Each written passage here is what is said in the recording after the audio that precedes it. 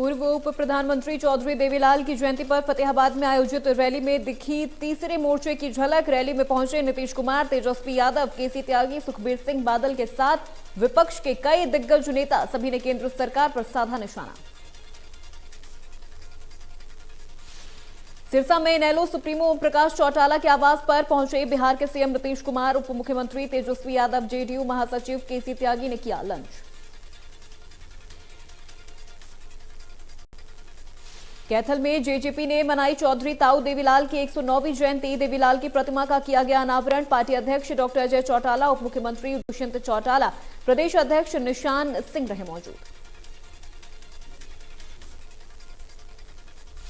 सिरसा में भी मनाई गई ताऊ देवीलाल की 109वीं जयंती। बिजली मंत्री रणजीत सिंह ने परिवार समेत देवीलाल को किया याद, कहा हरियाणा की शान थे देवीलाल। सांसद कार्तिकेय शर्मा ने पूर्व उप प्रधानमंत्री ताऊ देवीलाल को किया नमन। हरियाणा के किसान और मजदूरों के हित में किए उनके काम को कहा सराहनीय। सीएम मनोहर लाल ने पानीपत में सिख समाज के लोगों के साथ पहली पातशाही और इसराना साहिब गुरुद्वारे में मत्था टेका। सीएम ने कहा कि सरकार HSGPC के साथ कंधे से कंधा मिलाकर चलेगी। सीएम मनोहर लाल का रोहतक दौरा। श्री बंगला साहिब गुरुद्वारे में माथा टेका। गुरुद्वारा प्रबंधक कमेटी ने मुख्यमंत्री को सरोपा और तलवार भेंट की। कृषि मंत्री जेपी दलाल ने गांव गिगनाऊ में पौधारोपण कर पंडित दीनदयाल उपाध्याय की जयंती पर प्रधानमंत्री की मन की बात सुनी। कृषि मंत्री ने बेमौसम बारिश फसलों के नुकसान की भरपाई के लिए सरकार से कहा कि सरकार उचित कदम उठाएगी। प्रधानमंत्री नरेंद्र मोदी ने रेडियो कार्यक्रम मन की बात में आजादी का अमृत महोत्सव से लेकर पंडित दीनदयाल उपाध्याय तक की चर्चा की। पीएम मोदी ने शहीद आजम भगत सिंह को भी याद किया। पंचकुला के पिंजौर में राज्यसभा सांसद कार्तिकेय शर्मा का ब्राह्मण सभा के पदाधिकारियों ने भव्य स्वागत किया। कार्तिकेय शर्मा को स्मृति चिन्ह भेंट किया गया।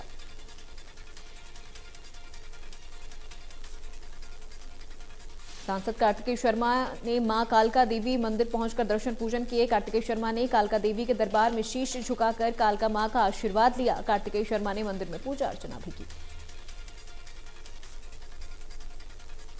पंडित केदारनाथ शर्मा चैरिटेबल अस्पताल एवं ट्रस्ट की तरफ से निःशुल्क स्वास्थ्य चेकअप कैंप गांव मोखा माजरा के श्री गुरुद्वारा साहिब में लगाया गया, जहां पूर्व केंद्रीय मंत्री विनोद शर्मा ने शिरकत की। परिवहन मंत्री मूलचंद शर्मा ने पंडित दीनदयाल उपाध्याय की जयंती के उपलक्ष्य में बल्लभगढ़ के सेक्टर 2 में पौधारोपण किया और जल संरक्षण का संदेश दिया।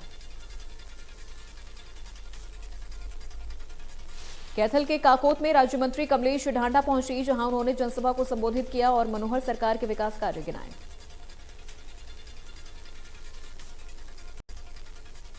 उत्तर भारत में लगातार 4 दिन से हो रही बारिश के चलते दक्षिण हरियाणा के किसानों की मुख्य फसल बाजरा पूरी तरह से बर्बाद हो गई है।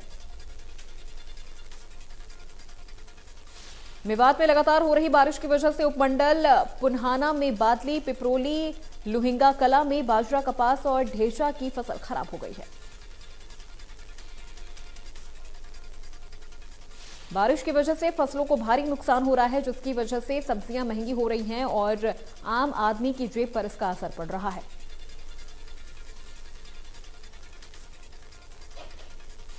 मेवात में अलवर राष्ट्रीय राजमार्ग 248A पर गड्ढे हैं, जिनकी वजह से आए दिन हादसे होते रहते हैं। वाहन चालकों को भी भारी परेशानियों का सामना करना पड़ता है। गुरुग्राम के बसई रोड पर अचानक सड़क धंस गई, जो प्रशासन के दावों की पोल खोलती नजर आई। 3 दिन से लगातार हो रही बारिश की वजह से सड़क धंस गई। बवानीखेड़ा के रोहनाथ गांव में देर रात सुंदर ब्रांच नहर टूटने से सैकड़ों एकड़ फसल बर्बाद हो गई। सुंदर ब्रांच नहर में पानी का ओवरफ्लो होने की वजह से रोहनाथ गांव के पास नहर टूट गई।